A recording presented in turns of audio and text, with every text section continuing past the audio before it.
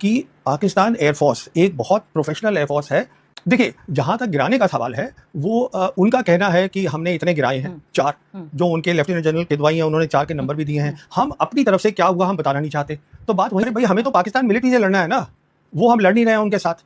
Pakistan military से हमें ताकत बनानी है कि हम उनके सामने खड़े हो सके। अगर यहाँ तक कि जो हमारा प्लायंट मीडिया है, जो दरबारी मीडिया है, उसने कभी ये नहीं कहा कि पाकिस्तान को भारत ने, हमेशा ये कहते रहे कि पाकिस्तान को भारत ने हराया है। कभी कि आप कश्मीर पे बात करिए, हम कश्मीर पे बात करना नहीं चाहते हैं। मैं कहने की ये कोशिश कर रहा हूँ कि मिलिट्री ऑप्शन नहीं है।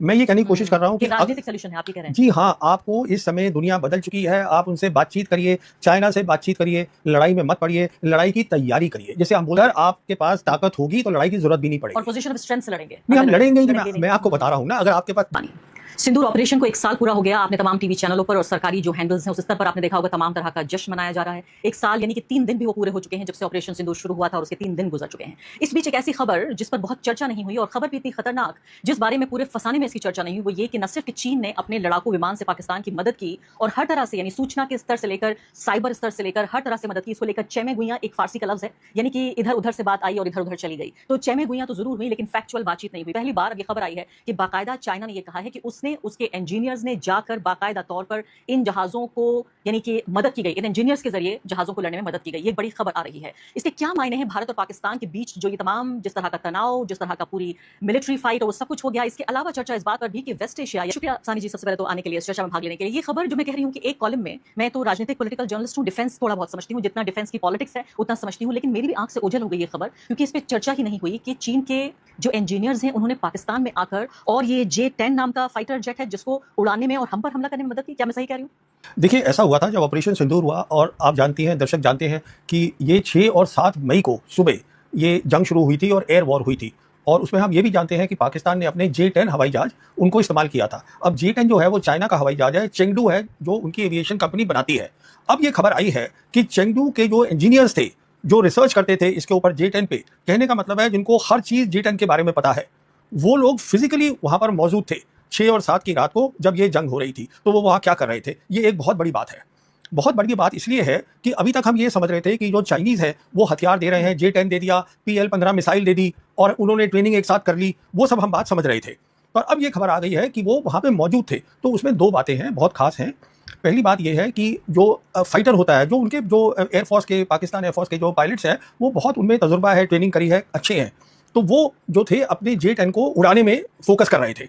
जो ये इंजीनियर्स थे वो ये फोकस कर रहे थे उनके उड़ने से पहले कि उसकी ठीक मेंटेनेंस है, क्योंकि अभी रिपोर्ट आ रही है उस समय वहाँ पर जो टेम्परेचर था वो 50 डिग्री सेंटीग्रेड था जब J-10 के रडार बंद थे। वो इसलिए बंद रखे थे, अगर वो ऑन करते तो जो इंडियन के जो पायलट्स थे और फाइटर्स थे उनको पता चल जाता कि हाँ, ये दुश्मन का हवाई जहाज यहाँ आ गया है, हम कैच कर लेते सिग्नल। जी हाँ, तो वो उन्होंने बंद कर दिए। और उन्होंने क्या किया, उसके ऊपर और पीछे एक और एयरक्राफ्ट रखा जिसको हम बोलते हैं AEWC, मतलब एयरबॉर्न अर्ली वार्निंग, उसका हो सकता है। तो SDR की बहुत अहमियत होती है, उसको मेंटेन करना, उसको ठीक प्लग इन करना, और चलने से पहले और उसके बाद उसका जब मिशन कंप्यूटर पे आया, जो कि डेटा दूसरे जहाज ने दिया था, उसके बेसिस पे इन्होंने PL-15 को बटन दबाया और छोड़ दी और वो सीधा जाके टारगेट पे लग गया। टारगेट पे लगा। मैं टारगेट की बात, तो फिर ये इंजीनियर कैसे चीन से पाकिस्तान आ गए और सारी तैयारियां हो गई? ये तो लग रहा है कि हफ्ते भर की, 10 दिन की तैयारी है। नहीं, हफ्ते 10 दिन की नहीं है, ये कई सालों की तैयारी है।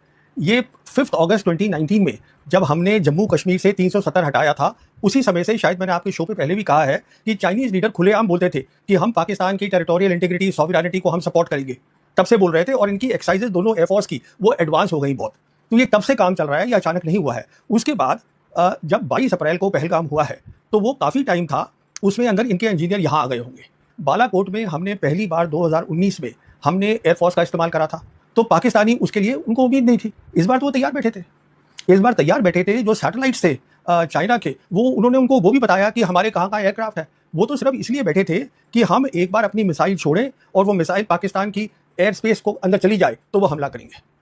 और उस हमले में, कहने का मतलब ये है, अगली बार जब ये जंग होगी, जब दिक्कत होगी, तो हमें ये मान के चलना है कि ये पाकिस्तानी पायलट अकेले नहीं है, उनके साथ चाइना के इंजीनियर्स। एग्जैक्टली, मैं इसी बात पे आने जा रही थी कि अब तक जिस बात को राज की तरह रखा जा रहा था कि भाई प्रवीण साहनी ये कह रहे हैं कि चीन पाकिस्तान के साथ है और इसलिए ऐसा हो गया, फलां जो सिक्योरिटी एक्सपर्ट है वो कह रहे हैं, मैंने कभी आधिकारिक स्तर पर इस बात को नहीं सुना, ये भी चीन का जिक्र इसमें नहीं हुआ। अब ये पहली बात तो मुझे इसकी पॉलिटिक्स समझाइए कि अगर चीन इसको कन्फेस कर रहा है कि हाँ हमने अपने इंजीनियर भेजे इसके मायने क्या हैं? क्या वो भारत को और उसके जख्मों को रगड़ रहा है? क्या भारत को वो चुनौती दे रहा है कि देखिए मैं इस बात को कन्फेस करता हूं कि आपके सिंदूर ऑपरेशन में जो आपने हमला किया था पाकिस्तान के ऊपर, मैंने पाकिस्तान का साथ दिया?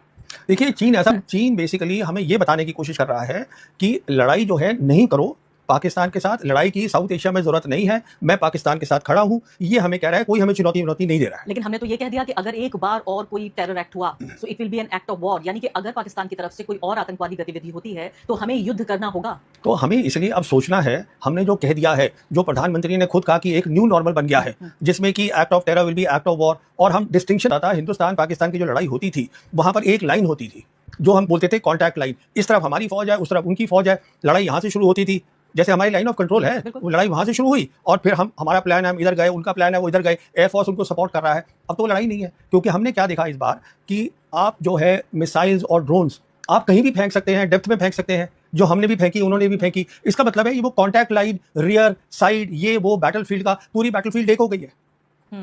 ये तो पूरी बात बदल गई ना। अब इसका मतलब ये है कि अब जो लड़ाई है जो है वो एक बहुत खतरनाक लड़ाई होगी, उसका कन्वेंशन जिसे हम कहते हैं थ्रेशोल्ड वो बहुत कम हो गया है। सिर्फ यही बात नहीं है, पाकिस्तान जो है जो उनकी आप देखिए ज्योग्राफी एकदम सीधी सी है और वहां पे उनकी बहुत सारी न्यूक्लियर फैसिलिटीज है, इंफ्रास्ट्रक्चर है, तो यानी आप हमने टारगेट किया, अच्छी बात है। पर प्रॉब्लम ये है, हमारा प्रॉब्लम टेररिस्ट से नहीं है, हम टेररिस्ट से 1991 से लड़ रहे हैं। हमें तो स्टेट लड़ रहा है। और उनको पता चल जाएगा आपके पास ताकत है लड़ाई लड़ने की उनके सामने, तो वो ये कम कर देंगे काम जो कर रहे हैं। पाकिस्तान तो छिप के लड़ रहा है। पाकिस्तान कहाँ लड़ रहा है भारत से? अगर वो चीन की सपोर्ट से लड़ रहा है या अमेरिका की सपोर्ट से लड़ रहा है? नहीं, ये देखिए पाकिस्तान पहले भी हमसे जंग कर चुका है। मैं ये चुका है? नहीं, पाकिस्तान नहीं हारा है। देखिए ये मैंने कई बार पहले भी बोला है कि जो मिलिट्री लाइन बनी थी, पहली जंग हुई थी कश्मीर की और उसके बाद मिलिट्री लाइन बनी 1 जनवरी 1949 को, वेस्टर्न सेक्टर में आज भी कायम है, उसको हम लाइन ऑफ कंट्रोल बोलते हैं। यानी नई लाइन बन गई? नहीं, वही लाइन है, थोड़ी उसको इधर उधर करा हमने। अगर हमको ताकत होती उनको पूरा हराने की तो वो लाइन ही ग्राउंड पे नहीं होती, वो कहाँ कर पाए हम। जहां तक सवाल है बांग्लादेश बनाने का, हमने बनाया, पर आप खुद सोचिएगा ईस्ट पाकिस्तान जो 1000 kilometre as the crow flies across India है, वो सपोर्ट कर ही नहीं सके थे वेस्ट से ईस्ट को, तो वो तो वैसे ही जाना था। आप ये देखिए ना इस बात को, लड़ाई जो हुई वो तो वेस्ट में हुई और वेस्ट में हमने थमा के रखा उसको, क्योंकि जो उस समय आर्मी चीफ थे उन्होंने सीधा ये आदेश दिया था, जो हमारे वेस्टर्न कमांडर थे उस समय जनरल कैंडेट से, कि आप इसको रोक के रखिए, हमें यहाँ पे काम करना है, और हमने बांग्लादेश बना दिया। मेरा कहने का मतलब ये है, देखिए अभी तक जो भी हमने फुल स्केल वॉर लड़ी है पाकिस्तान के साथ, तो वो लाइन कायम है। अब चाइना उनके साथ खुल के लड़ रहा है, साथ में खड़ा है। लेकिन ये प्रवीण जी अगर ईमानदारी से देखें तो ये तो धोखे की जीत हुई। अगर मान भी लें धोखे की लड़ाई, जीत तो चलिए, जीत हार तो दोनों मुल्क कहेंगे कि हम जीत गए हैं। मैं तो कहती हूँ ये धोखे की लड़ाई होगी, पाकिस्तान में हिम्मत है तो सामने आए और खुद लड़े। क्यों चीन की मदद से लड़ तो पाकिस्तान ही रहा है ना, उनके पायलट्स चला रहे हैं एयरक्राफ्ट। अब अच्छी बात यह है कि क्या हुआ उनके पर्सपेक्टिव से, नॉर्मली क्या होता है, जैसे हम रफाल ले रहे हैं, हमें तो खैर वो सोर्स कोड ही नहीं दे रहे हैं, वो बात छोड़िए, तो हमारे जैसे रफाल होंगे, अपने नए हथियार को लगाना है, हमें उनको बुलाना पड़ेगा कि भाई आके कर दो, वो हमें बता ही नहीं रहे। नहीं तो क्या इस बात पे अभी कोई क्लैरिटी है कि हमारे रफाल जहाज गिराए गए या नहीं? देखिए जहां ही अटकी हुई है, लेकिन अमेरिका के गिरे तो साफ तौर पे सारे ऑपरेशन सिंदूर का, अच्छी बात है, और हम कुछ लेसन्स भी लर्न करे होंगे हमने, वो भी अच्छी बात है, कुछ हम भी अपनी तब्दीलियां कर रहे हैं। पर उस समय क्या हुआ, क्योंकि 6 और 7 की रात बहुत इंपॉर्टेंट है। मैं बार बार बोलता हूं कि हिंदुस्तान पाकिस्तान के बीच में जब हमारे पास कॉन्टिग्यूअस बॉर्डर है, मतलब हम साथ साथ हैं, तो एयर वॉर का बहुत इंपॉर्टेंट रोल होगा। अगर उनकी एयर वॉर में हमने देखा, उन्होंने बालाकोट में भी अच्छा किया 2019 में एयर वॉर में, वो दिन के टाइम आए थे अगर आपको याद होगा, फिर 5 साल बाद, तो अब फिर वो अच्छा कर रहे हैं। और इस बार तो आप J-10 लेकर आइएगा, और उसके बाद पाकिस्तानी इंजीनियर जो हैं वो ट्रेनिंग करके आते हैं और यहाँ आते हैं। पर अजीब बात ये देखी गई कि उनके खुद ही इंजीनियर यहाँ आ गए, तो मतलब और हम जिनसे जहाज ले रहे हैं फ्रांस से, ना वो हमारे साथ राजनीतिक तौर पर साथ हैं, और आप कह रहे हैं वो तो कोड भी नहीं दे रहे हैं। देखिए न्यूज़ जो आ रही है, हमें ये कभी पता नहीं चलेगा कि सिंदूर में आखिर हुआ क्या था, हमें ये कभी पता नहीं चलेगा कि हमारे रफाल जहाज गिराए गए या नहीं गिराए गए। मुझे याद है द वायर ने एक स्टोरी की थी और उसमें CNN की स्टोरी को सिर्फ कोट किया था कि 1 या 3 या जितने भी रफाल जहाज गिरा दिए गए, और इसको लेकर फ्रांस में तो इन्वेस्टिगेशन हो रहा है कि रफाल गिराया कैसे जा सकता है, क्योंकि उनके जो पूरा ब्रांडिंग जो उन्होंने रफाल के इर्द गिर्द की है उन्हें बहुत भारी नुकसान पहुंचा है। तो इस पर तो वायर की वेबसाइट एक दिन के लिए बंद कर दी गई थी। आप कह रहे हैं मीडिया को बोलना चाहिए? नहीं, वो तो मेरी वेबसाइट भी बंद हुई थी उसी दिन, क्योंकि रफाल का जो रहस्य है वो शायद जब अगली सरकार कभी आएगी तो तभी खुलेगा, अभी तो खुलने वाला है नहीं, तो वो तो बात खत्म हो गई। मैं एक बार ये सोचती हूँ इसी राजनीति के लिए कि मान लेते हैं एक बार अगर मोदी जी या हमारे रक्षा मंत्री ये कह दें कि भाई हम जंग कर रहे थे, जंग में हमने उनका 3 गुना नुकसान किया, लेकिन 1 गुना नुकसान हमारा भी हुआ, इसमें क्या बदल जाएगा?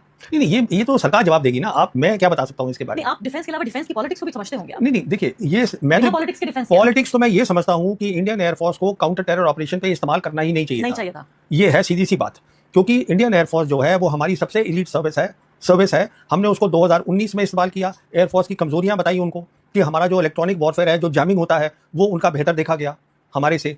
फिर इसमें कुछ कमजोरियां निकली हैं जो जिसका मैं जिक्र नहीं करना चाहता हूँ। जब खबर बाहर नहीं आती है तो आपको कैसे पता लगता है ये सब? किस चीज? जब ये खबरें बाहर जो मीडिया छापी नहीं, वो देखिए वो ऐसा होता है कि एक तजुर्बा भी होता है, आप देख लेते हैं। हाँ, तो एक तजुर्बा है मेरा भी, मैं भी फौज को 1977 से देख रहा हूँ, तो बहुत फरीदकोट में जाके और बाकी जगहों पर वही- जाके अगर कराची के पास करना है तो कैसे कर लेगा भारत? वही मैं आपसे कह रहा हूँ ना कि आप जो है फैसलाबाद, सॉरी फैसलाबाद। नहीं हाँ। देखिए, आप पहले वहाँ पख्तूनख्वा वहाँ पहुँच गए 2019 में, खैबर पख्तूनख्वा में, वहाँ आपने मारा बालाकोट में, अभी आप पंजाब में चले गए, 2 जगह वहाँ मारा। तो कहने का मतलब ये है, उसके मारने के बजाय आप खुल के जंगी कर लीजिए। की और बाकायदा यहाँ हमारे ऊपर हमला हुआ, कहाँ हमला हुआ? कहाँ मतलब? हम पे कहाँ, मतलब ये वो J-10 जो है, अब वो J-10 ने हमारे रफाल्स गिराए ना। वो J-10 ने एक मिसाइल है जो PL-15 है, जिसमें ये बताया गया है कि 143 किलोमीटर पे, इसको हम बोलते हैं BVR, बियॉन्ड विजुअल रेंज। जैसे आप और हम बैठे देख हैं, नहीं सक पा रहे हैं हम। आप उधर की पायलट हैं, मैं इधर का पायलट हूँ, हम दोनों मतलब एक दूसरे को नहीं देख रहे हैं, हम कोई 100 किलोमीटर पीछे हैं, और उसके बाद भी मैंने अपना रडार बंद करा हुआ है, टारगेट मुझे कहीं और से मिल रहा है कि आप यहाँ बैठे हैं, वो टारगेट मैं लेके वहां से मिसाइल छोड़ रहा हूँ और वो एक्यूरेट जाके लग रही है। तो अब मैं लब्बे लुबाब आपकी इस पूरी बातचीत का मेरी नजर में ये है कि अगर हमने ये कह तो दिया हमारे प्रधानमंत्री ने कि अगर अब जो भी आतंकवादी घटना होगी उस पर हम युद्ध करेंगे, वो एक्ट ऑफ वॉर, यानी वो माना जाएगा कि आपने युद्ध का डिक्लेरेशन कर दिया है, वॉर का डिक्लेरेशन। तो एक तो पहली बात ये रही, तो हमें युद्ध करना होगा। लेकिन आप कह रहे हैं कि अगर आतंकवादी कैंप पे हम हमला करना चाहते हैं तो हमें एयरफोर्स को इस्तेमाल नहीं करना चाहिए, हमें आर्मी को इस्तेमाल करना चाहिए। तीसरी महत्वपूर्ण बात आप ये कह रहे हैं कि ये सीधे तौर पर ये बात खुलकर सामने आ गई है, साबित हो चुकी है आधिकारिक रूप से कि सिंदूर में न सिर्फ पाकिस्तान हमसे लड़ा बल्कि पूरी ताकत के साथ, फिजिकल पावर के साथ चाइना प्लस पाकिस्तान से भारत लड़ा और इसलिए भारत को नुकसान हुआ। मैं जो आपकी पहली 2 बातें हैं उसको मैं थोड़ा ठीक करना चाहूँगा। पहली बात तो मैं ये बताना चाहूँगा कि आर्मी को भी आपको काउंटर टेरर ऑपरेशन दूसरी तरफ करने की जरूरत नहीं है। जो हमने 2016 में बोला, हमने सर्जिकल स्ट्राइक कर दी। अगर साहब आपको लड़ना है तो हम पहले भी करते थे, हम जिसको हम रेड बोलते हैं, हम उनकी पोस्ट पे जाके अटैक करते थे, वो हमारी पोस्ट पे अटैक करते थे। तो सवाल ये है कि आप आतंकवादी जो है, आतंकवादी को तो वो आर्मी सपोर्ट कर रही है ना, तो प्रॉब्लम तो आर्मी है पाकिस्तान की, आतंकवादी थोड़ी ना है। और कब तक कहते रहेंगे आतंकवादी फिर? आतंकवादी का ना तो कोई भाई है, ना कोई बहन है, ना कोई शक्ल है, ना आगे है ना पीछे है। 10 मर जाएंगे, वो 20 और खड़े कर देंगे। लड़ाई तो उनके साथ लड़नी है ना भाई। ये मैं आपको पहली बात बताना चाहता हूँ। मसूद अजहर जिस तरह के जो आतंकवादी हैं, उन्हें तो पाकिस्तान भारत के रक्षा मंत्री होते, प्रधानमंत्री होते, और वहां से लगातार आतंकवादी गतिविधियां हो रही हैं। कभी हमारे 10 लोगों को मार दिया, 20 लोगों को मार दिया, कभी बालाकोट हो गया, कभी यानी अभी पहलगाम हुआ। ऐसे में कोई भी सरकार चुप कैसे रह सकती है? उसे हमला तो करना पड़ेगा। नहीं। और क्या ऑप्शन ये है, आप समझिएगा कि आपका दुश्मन कौन है। तो दुश्मन सबसे पहले तो ये समझिए कि आज पाकिस्तान नहीं है, उसके पीछे चीन भी पूरी तरीके से खड़ा है, ठीक है। तो उसके लिए आपको तैयारी करनी है, वो तैयारी अचानक नहीं हो जाएगी।